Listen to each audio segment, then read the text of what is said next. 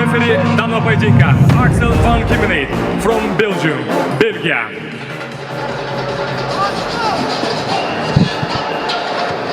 Refereening otini eshitmay qoldim.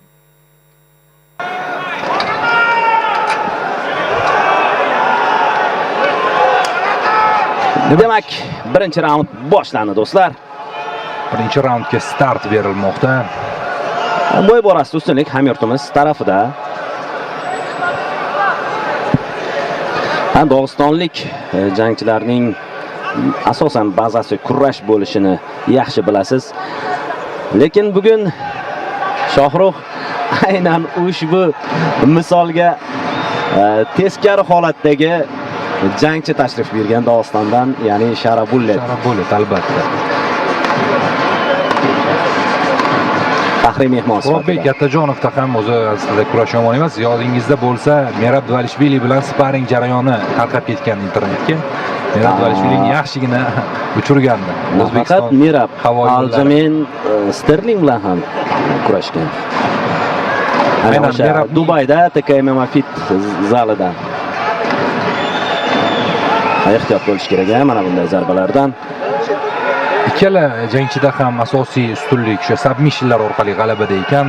Ibrohim Halilda ham demak 7 ta g'alabasi submission orqali, bittasi nokaut. U umuman janglarni hakamlar qarorigacha olib bormas ekan. Umuman mag'lubiyati ham g'alabasi ham muddatdan avval bo'ladi doim. Murodbek Otajonovda esa bitta nokaut, 4 ta submission, 2 ta hakamlar qarori orqali g'alaba bor. Ammo mag'lubiyati hech qachon muddatdan avval bo'lmagan. Agar mag'lub bo'ladigan bo'lsa, faqatgina hakamlar qarori orqali mag'lub bo'ladi. Biroz xavfli zarba, lekin vaqtida qo'lini qo'ya oldi Otajonov. Hali ham o'sha o'rganish ishlari olib borilmoqda, raqiblar ko'nikishmoqda bir-birlariga.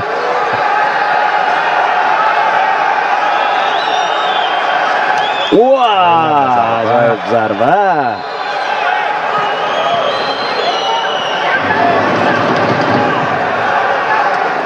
Yaxshi kutib oldi. O'ng qo'lda to'g'ridan yo'llangan zarba bilan Otajonov.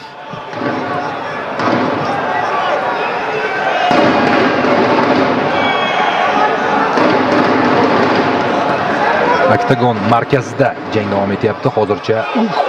Ko'rdingizmi? O'ylabda mana bu yerda zarba ketma-ketlikka o'zi ham qabul qilib oldi Murodbekni.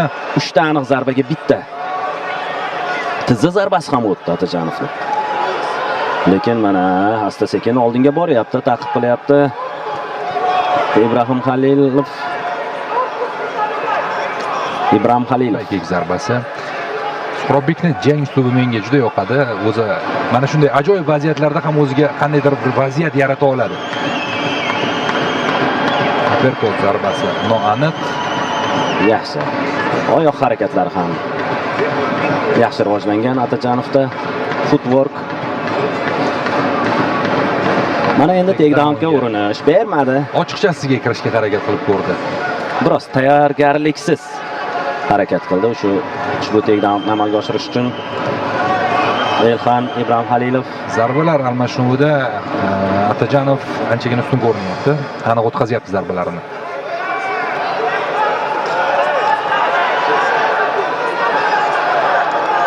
Bo'y borasidagi ustunlik, qo'lning uzunligi baribir foyda beryapti. Yana bir aylanma zarba, round kick.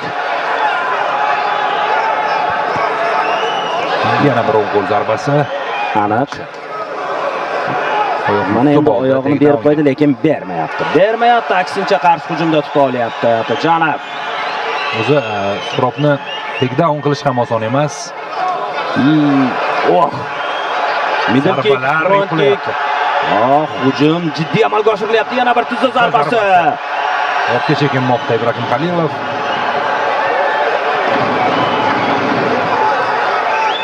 High kick. Qo'lini qo'ya oldi.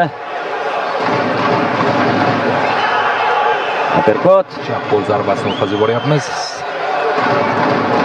Juda chiroyli harakat qilyapti.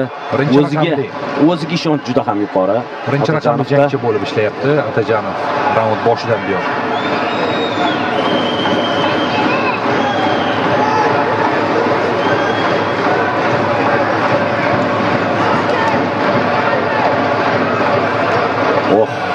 o'tkazib oldi Ibrohim Halilov ham. Oldiga qo'l, yon tomondan yo'llangan zarba. 10 soniya qolyapti.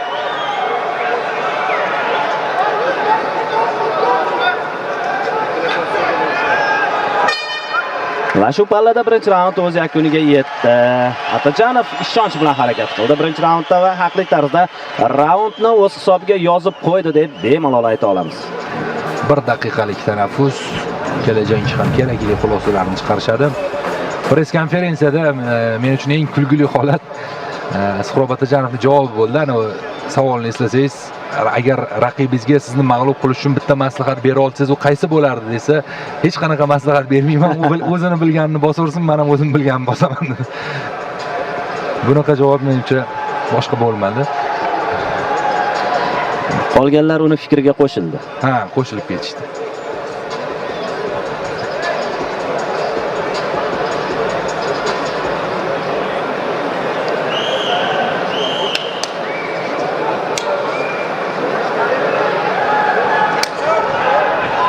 Do'stlar, birorta o'zbekistonlik referi ishlamadi hali.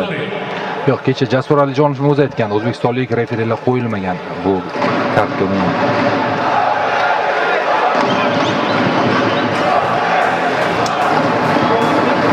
Demak, ikkinchi raund boshlandi. Do'stlar, eslatib o'tamiz, o'ta yengil vazn toifasi 61,2 kg. Hamyurtimiz Suhrobbek Atajonov Dog'istonlik Elxan Ibrohim Halilovga qarshi jang qilmoqda. Birinchi raund ajoyib tarzda o'tdi. Hamyurtimiz ustunligida albatta. Aniq zarbalar soni ko'p bo'ldi. Rang-barang harakatlar.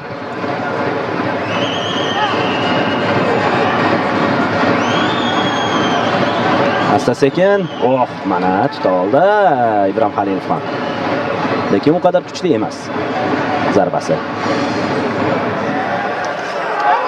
Asosan tanaga seriyalarni ijro etyapti. Ko'ryapmiz. Asosan stoykadagi jangni ko'ryapmiz va qiziq bo'lyapti bu jang juda ham. Doston vakili albatta kurashga harakat qilyapti, lekin uddalay olmayapti. Jeb zarbasi yaxshi. O'tyapti ushbu zarba. Jeb o'tyapti Atajonovda. High kick. Yana oldin qo'l aniq. Yaxshi kutib oldi. Muvozanatdan chiqarib oldi do'stlar. Qanday zarbani o'tkazib oldi. Jang parterga ko'chyapti. Juda qiyin vaziyat Ibrohim Halilov. Loki ketma-ket seriyalar, zarbalar. Hali taslim bo'lgani yo'q Ibrohim Halilov. Mana bu esa juda og'ir zarba edi. Bu esa nuqta edi. Atajonov Suhrobbek chiroyli tarzda g'alaba qozonyapti do'stlar, muddatidan oldin. Qoyil. Birgina vaziyat yaraldi va mana shu vaziyatdan unumli foydalanib ketyapti Suhrobbek Atajonov. Bu albatta professionallarga xos ish. Ibrohim Halilov juda kuchli zarba o'tkazganidan so'ng ham taslim bo'lgisi kelmadi, lekin o'sha tizza zarbasi baribir uni mana shu yerda mavzunatdan chiqqan ekan o'zi. Mana e'tibor bering, taslim bo'lgisi kelmadi. Lekin Pleni uni taslim etdi. Nuqta qo'ydi jangga. Raqibga minnatdorchilik bildiryapti. Suhrobbek raqsak chalib qo'yapti albatta bunday matonatli jangchilarga arzishadi.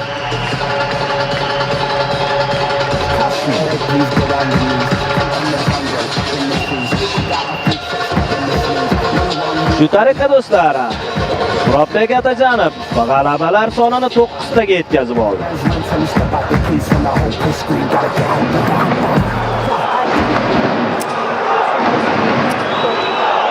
Tashkilotchilardan biri Bekzod Umarov oktagonda va Atajonovning fikrlariga quloq tutamiz hozir.